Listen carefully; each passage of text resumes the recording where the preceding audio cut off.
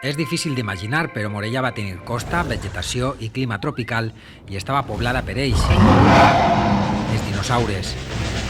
125 milions d'anys després, els paleontòlegs segueixen les seves petjades en els diversos jaciments trobats a la zona. Esto era como si fuese una laguna.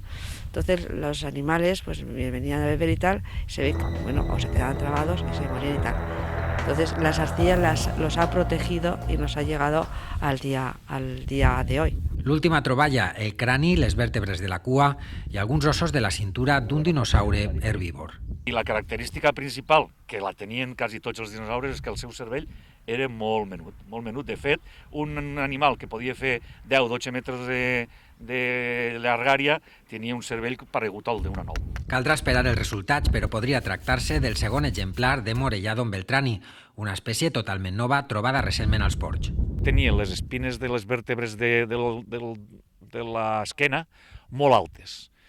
Iguanodon no les té tan altes, entonces es formaven com una espècie de vela a l'esquena d'este dinosaure.